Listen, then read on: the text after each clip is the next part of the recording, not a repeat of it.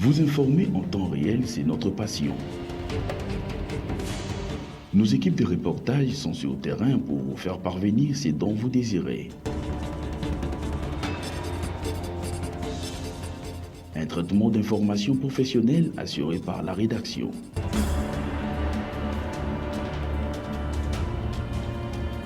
Bienvenue, mesdames et messieurs. Et puis dans l'actualité toujours, tout à fait autre chose. Enfin, le travaux concernant la question de CTST. C'est par ici que nous mettons un terme à cette... Actualité, info, news en direct sur CBS à 7h juste, 12h05, 15h juste, 19h30 et 23h30.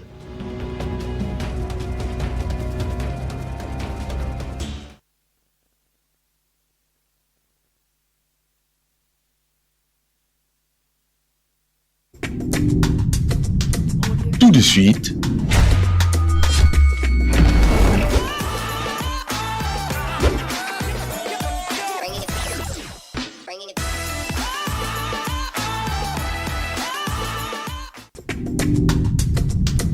tout de suite,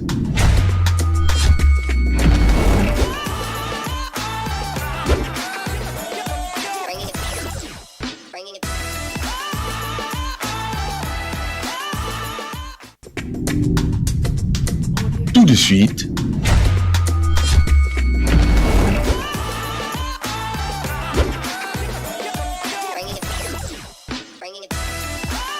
Juste quelques heures après la vulgarisation de cette vidéo touchante, où ce médecin maltraite une patiente après son accouchement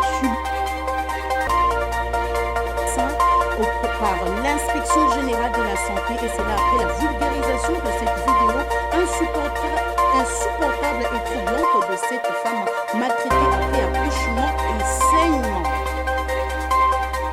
Il n'y a pas de pénurie de carburant à la pompe. Confirmation de Daniel Mutoto Samba, vice-premier ministre en charge de l'économie nationale. Heureuse de vous savoir nombreux devant vos postes téléviseurs, mesdames et messieurs, bienvenue dans cette grande édition du journal sur la chaîne de l'éducation à la une de l'actualité. Le ministre de la Santé publique, Hygiène et Prévoyance sociale, le Dr Roger Kamba, a instruit à l'inspection générale de la santé afin que le médecin David Balanganaï soit radié de l'ordre de médecin en cause du fait d'infliger de la souffrance à une patiente. Images et commentaires dans cet élément réalisé pour vous. Juste quelques heures après la vulgarisation de cette vidéo touchante, où ce médecin maltraite une patiente après son accouchement subissant une hémorragie importante, les réactions fusent de partout. D'abord celle de la première dame de la République, Denise Nyakirou, qui condamne avec fermeté et indignation cet acte. À travers un post sur son compte, il s'en est suivi celle du ministre de la Santé publique, Hygiène et Prévoyance sociale, Roger Samuel Kamba, depuis la ville de Bandundu, où il séjourne dans les cadres de la conférence du gouverneur. Grande tristesse, j'ai suivi ces images hier soir, moi, et j'ai immédiatement hier soir instruit l'inspection générale de la santé, instruit l'ordre des médecins, mais instruit aussi le secrétaire général pour des mesures immédiates. J'ai instruit personnellement que la personne soit placée aux arrêts à cause de cette flagrance et j'ai instruit qu'elle soit radiée de l'ordre des médecins. Mais maintenant, il y a des procédures qui ont été entamées et c'est immédiatement qu'elle ne peut plus, cette personne ne peut plus toucher aux patients, ne peut plus, parce que toutes les fautes déontologiques sont résumées dans cette vidéo qui est juste insupportable. Juste un exemple, on ne peut pas filmer un patient. Pourquoi on filme un patient, surtout dans cette situation de nudité totale, et on publie ça. Deuxième exemple, un médecin est là pour protéger, quelle que soit la situation de cette personne, quelle que soit sa situation mentale. Le rôle du médecin, c'est justement de comprendre cela et d'assister à la souffrance et non d'infliger la souffrance. C'est pour ça qu'on a été très ferme. J'ai instruit personnellement que cette personne n'exerce plus jamais la médecine en RDC. Merci beaucoup. D'autres réactions sont aussi celles des influenceurs, internautes et paysans de la République démocratique du Congo. Juste après, c'est l'arrestation du docteur David Balanganaï et son audition devant nos autorités de la division provinciale de la santé de Kinshasa Et selon les premières informations, des mesures conservatoires pourraient être prises à l'instant à l'issue de cette audition avant la transmission du dossier à la hiérarchie compétente. Signalons que David Balanganaï est médecin à l'hôpital général de référence de Kinko, les CNPP, et dans ce pratique depuis 2 années. Je l'ai signalé également aux entrées de cette édition du journal, le vice-ministre en charge de l'économie nationale, Daniel Mukoko Samba, rassure la population congolaise sur la disponibilité immédiate de produits pétroliers. Les stocks sont là et la distribution s'accélère. Selon lui, il n'y a pas de pénurie de carburant à la pompe. Les détails dans cet extrait choisi pour vous par Junior Tundi. Kobanda samedi moi tumbutu ezaki na Kinshasa carburant eza source de carburant ezali moi ba perturbation mike ezalaki na ilonga Matadi ekoma na Kinshasa sepa Kabulambo na ba station ndenge ezalaka tozosala makasi po moi retard wana ezala comblé po tozonga na situation oyo ezali ke kotambola 2-3 stations te sans que au moins la station eza kofungola eza pe koteka na mboka ndenge tovandi lelo ezala biso bato za na ouest ezala bato baza na sud stock ya carburant ezali gouvernement azosala nyonso po ba stock ya sika pe et continuer koya po to koya na situation ya kozanga ba produits pétroliers na meboye baka que air nyonso zokota na station zosomba carburant na 2440 tango ozoma na ndako tala na télévision otala ndenge prix ya carburant ezomata au niveau international. Kanisa siko effort gouvernement azosala pona ko maîtriser prix na niveau eza. Pour continuer effort wana, so ilobi moyen ko changer ezali na masolo pour expliquer peuple pona nini to ko changer pour carburant ezanga te. Sachez également qu'en mission officielle au Maroc, le ministre délégué chargé des anciens combattants Eliezer Ntamboué a effectué le mercredi dernier une visite dans les installations du complexe socio-éducatif de la Fondation Hassan II, situé à 70 km d'Irabaville. Ces déplacements s'inscrivent dans le cadre de démarches en vue d'un partenariat entre la République démocratique du Congo et l'administration militaire marocaine, l'entremise de la dite Fondation Images et Commentaires de Fanny Chiswaka. Accueilli par le général des brigades Driss Ramouni, directeur délégué de cette structure, le ministre délégué Eliezer Ntamboué a eu un échange fructueux avec le représentant des différents départements de cet organisme étatique expérimenté dans la gestion des anciens combattants et retraités de l'armée. Il s'en est suivi la visite guidée de ce vaste complexe régional de la Fondation. Le patron des anciens combattants congolais a admiré le fonctionnement et l'organisation de la Fondation Hassan. Il a notamment appris sur la prise en charge de retraités des anciens combattants et leurs dépendants. Enthousiasmé, le ministre délégué a salué les efforts déployés par la Fondation dans ces secteurs. Bon, c'est dans la continuité de la mission qui nous a menés ici. Nous sommes ici au Maroc pour une mission officielle. Et comme vous savez, le partage des informations et de l'expérience permet à ce qu'une société puisse évoluer. Je l'ai toujours dit que je suis adepte de l'intelligence collective où on estime que c'est à travers les contacts avec les autres que l'être humain a pu évoluer. La Fondation Hassan II, c'est une fondation qui est expérimentée dans la gestion des anciens combattants et de militaires retraités. Voilà pourquoi nous sommes en séjour ici, pour nous inspirer de ce qu'ils ont fait pour pouvoir réussir ce domaine qui est compliqué même pour les pays développés. Et sinon, cette rencontre de ce jour nous a permis d'avoir une autre vision sur la gestion des anciens combattants et des militaires retraités. Après la photo de famille, le cortège du ministre a repris le même chemin pour la ville des Rabat. Et dans d'autres registres, les leaders unis pour la paix réitèrent leur accompagnement envers l'administration militaire de l'Ituri. Ils ont exprimé cette position ce jeudi 26 mars 2026 après une tête-à-tête avec les commandants des opérations et gouverneurs militaires de l'Ituri, le lieutenant général Lubuya Kanchama. Johnny, commentaire de Naomi Kata. Les députés provinciaux élus des territoires d'Irumu et Mambasa ont plaidé ainsi pour la paix lors de cette séance de travail ce jeudi 26 mars avec les commandants des opérations et gouvernants militaires de l'Ituri, le lieutenant général Lubuya Nkashama Johnny. L'autorité nous a donné ce qu'il a à faire en tant que commandant des opérations et tous nous avons vu les fruits. Aujourd'hui, Muchacha est sous contrôle de notre force loyaliste. Et en dehors de ça, nous, en tant qu'élus, nous avons aussi notre responsabilité que nous devons faire pour accompagner et pour consolider cet acquis que l'autorité provinciale a déjà fait à son niveau. Et notre responsabilité, c'est la sensibilisation.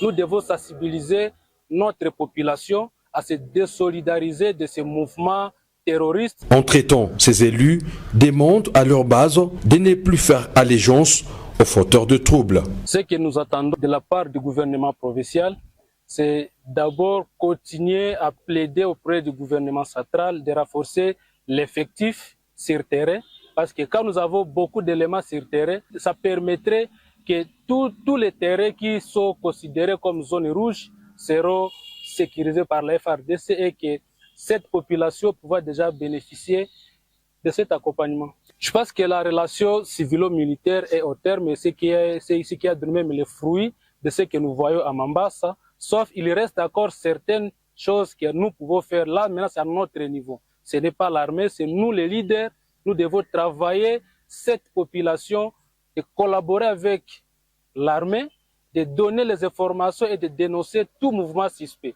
À sa qualité de commandant des opérations et gouvernant militaire de l'Ituri, le lieutenant général Lubuya Nkashama Johnny a réitéré l'engagement des forces armées à poursuivre les opérations en cours afin de neutraliser les menaces et rétablir complètement l'autorité de l'État dans les zones affectées, comme c'est le cas aujourd'hui. Quoi qu'il en soit, et quoi qu'il en coûte, et c'est là, avant de rappeler que nous sommes dans un même bateau, nous devons nous soutenir pour les retours de la paix en vie de développer l'Ituri.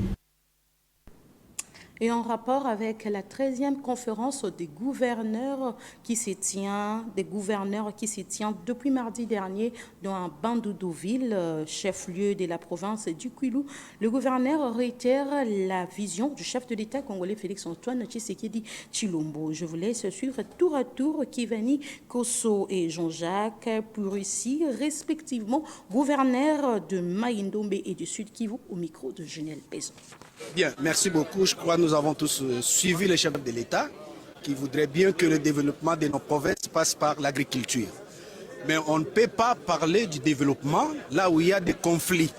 Raison pour laquelle nous devons faire tout ce qui est à notre possibilité pour qu'il n'y ait pas de conflit entre les exécutifs provinciaux et les assemblées provinciales. Donc c'est ça vraiment l'essentiel. Mais nous devons travailler dans l'harmonie, voir l'intérêt supérieur de la population et surtout dans les domaines de l'agriculture. Le sous-développement ne peut que faire fuir les investisseurs. Et donc, il a dit et réitéré ici qu'il ne va pas tolérer, que le contrôle parlementaire est un exercice tout à fait démocratique, mais ça ne doit pas constituer un mécanisme de pression, de magouille, de chercher à extorquer les gouvernements provinciaux. Et la manière de gérer la chose publique des gouvernements provinciaux doit aussi être encouragée, elle doit être transparente, ouverte et doit être limpide, de telle sorte qu'elle puisse proposer des alternatives nécessaires pour que des grands projets de reconstruction et de développement puissent avoir lieu et que c'est comme ça qu'on va faire avancer nos provinces. Et dans le reste de l'actualité, une délégation du ministre de Mines s'est entretenue avec le vice-gouverneur du Lualaba au centre de leurs échanges. La question sur l'exploitation minière dans cette partie de la République démocratique du Congo. Junel Peso, une fois de plus, dans ses images et commentaires.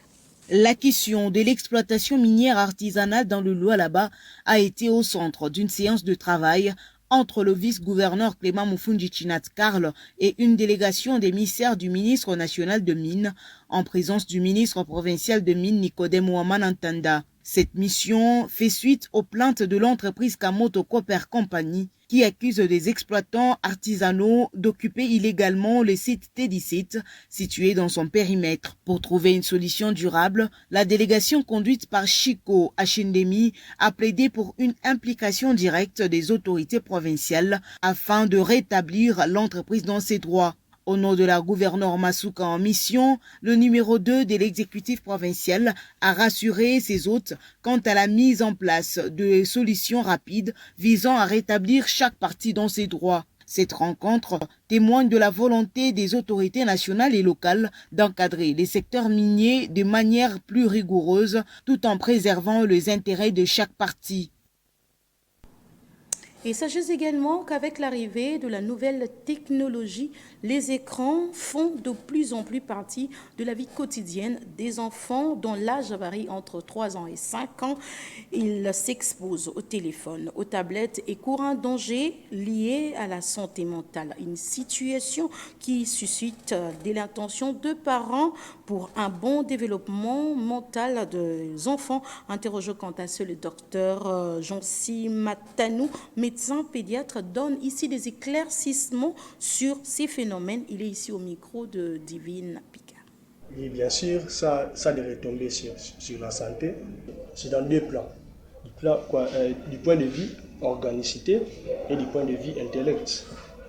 Et dans l'organicité, déjà, être trop exposé dès le bas âge, au téléphone, à la télévision, ça a des répercussions sur la vision. Le fait d'être trop proche de la lumière, tout ça. Et à la longue, petit à petit, vous aurez des problèmes de la vision. Du point de vue intellect, donc, tellement que vous êtes trop penché au téléphone, vous allez négliger d'autres choses. Vous n'aurez pas le temps de lire, le temps de réviser les notes, tout ça, parce que vous êtes trop penché au téléphone, trop penché à la télévision, dès les bases, vous êtes déjà trop habitué à ça. Donc c'est comme une substance psychoactive. Donc ça sera toujours quelque chose de primordial chez cet enfant et il va négliger les études et comme conséquence, échec carrément.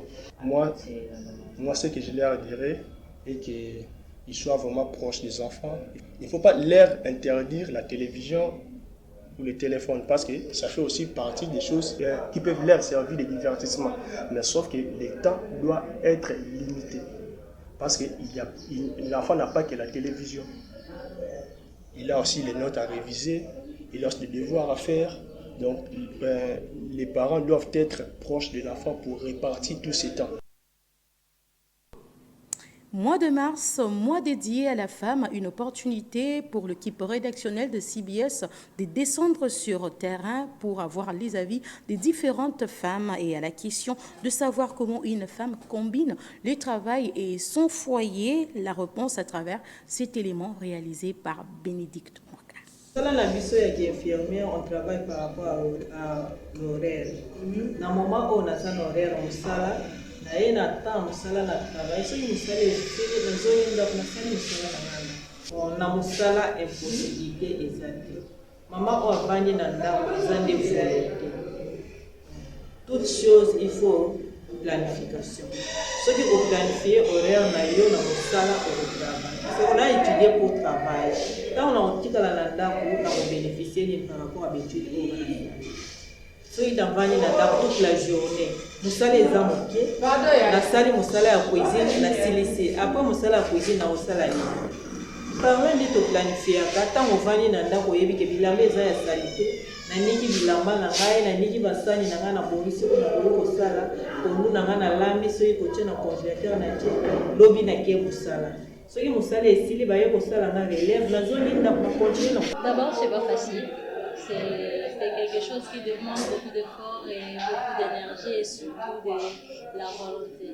Mettre une femme au foyer et combiner avec notre vie professionnelle, c'est vraiment compliqué, mais comme il faut toujours mettre du sillon dans quelque chose. Quand on veut quelque chose, on peut le faire. faut juste chercher l'équilibre, le juste milieu. Parce qu'actuellement, c'est vraiment quelque chose, une femme à la maison, une femme au foyer, ça demande beaucoup d'énergie, et en même temps être une femme au foyer et être à combiner avec votre vie professionnelle, c'est vraiment quelque chose qui vous demande assez d'efforts et assez d'énergie. Et moi, ce que je conseillerais aux femmes, c'est d'aimer ce qu'elles font, tu vois. Parlons également société dans cette édition du journal. Au marché d'Elvo à Kinshasa, les vendeuses et vendeurs s'inquiètent sérieusement de la hausse de prix des denrées alimentaires. Ils en appellent à l'implication des autorités de ce secteur pour équilibrer cette situation. Images et commentaires de Bénédicte Banangama. La hausse des prix des denrées alimentaires inquiète de plus en plus plusieurs commerçants dans différents marchés de Kinshasa. Femmes et hommes, vendeurs de ces produits de première nécessité, expliquent sur place que les coûts d'achat des marchandises ne cessent d'augmenter et cette situation les oblige à vendre plus cher. Ce qui signifie en outre la rareté des clients et la diminution de bénéfices.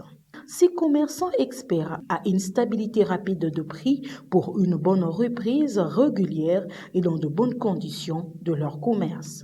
Car pour certains, s'élever tôt et traverser des communes, parfois sans transport, sous la chaleur, le froid, la pluie et même sous la poussière, juste pour nourrir leur famille, le mieux est de leur trouver une solution.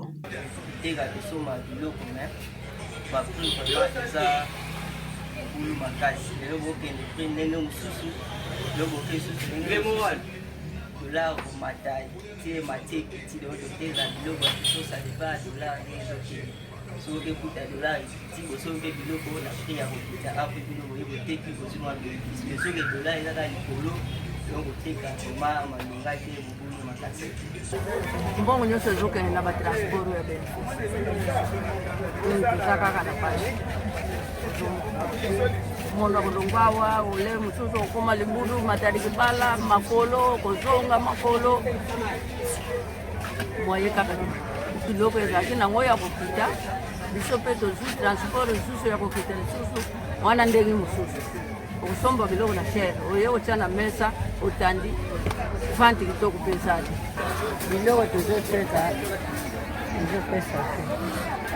transport etala neti boye na bimaka na ngai lisusu na transport pasi babiloko mpe pasi babiloko ekomi chere sikoyo oteza mingi osala tozosenga nzambe ye moko ayeba.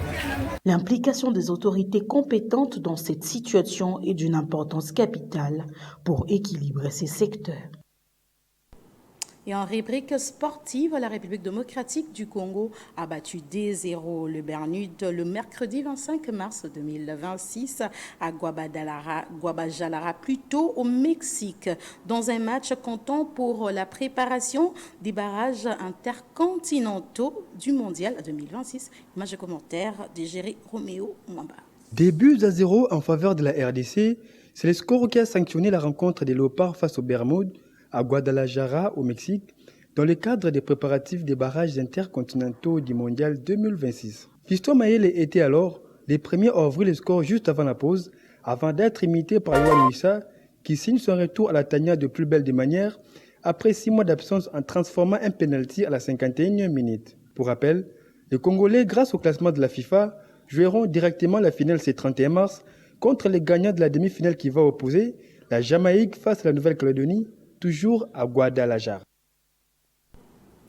Toujours en sport, après la victoire des Léopards sur un score de 2-0 face aux Bermudes, les amoureux du ballon rond s'attendent rien que sur la qualification de la République démocratique du Congo. Ils réagissent ici au micro de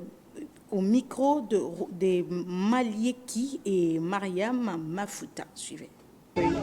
Donc nous tous on biso pena na sushi wana sushi wana le roi mo pe mo konza mboka na posa pena ke to beta coupe du monde donc to pena na sushi wana toza si to leka na si moi match amical to beta lo be pesi pe biso sous confiance ndenge ya gagner 2-0 bataka batie opesi biso déjà assurance moko bien donc toza mpena sike toza oblige saison tobeta coach nyonso azalaka na baerreur na ye ntango toganyaka ezalaka problème ya bajoueur na coach donc mpe topolaka mwa mingi kaka coach nde moto azwaka problème aza entraîneur ya moke te azopesa déjà mwa baassurance na kati ya rdc vi ya kozwa déjà bajoueur bapro eza bien mwa idea bien adeya na groupe oyo abetisaka tokokondane te ye nde moto ayebi ye nde moto avanda na banana ayebi ndeni makambo eza na biso topesa kaka babonne chance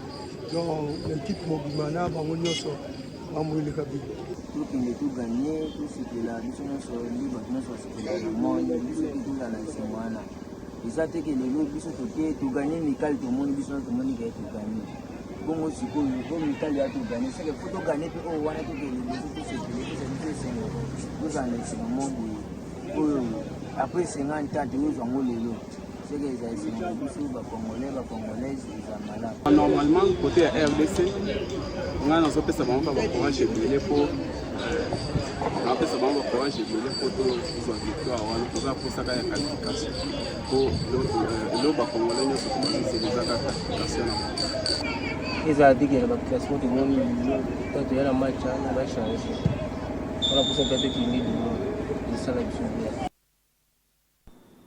Et voilà, vous l'avez compris avec moi que c'est sur cette note sportive que s'achève cette édition du journal. Mais pour ceux qui nous ont pris en cours de chemin, en voici le rappel de principaux titres. Le ministre de la Santé publique, Hygiène et Prévoyance sociale, Roger Kamba, instruit la radiation du docteur David Balanganaï dans l'ordre de médecin par l'inspection générale de la santé. Et c'est là après la vulgarisation de cette vidéo insupportable et troublante de cette femme maltraitée après accouchement et saignement.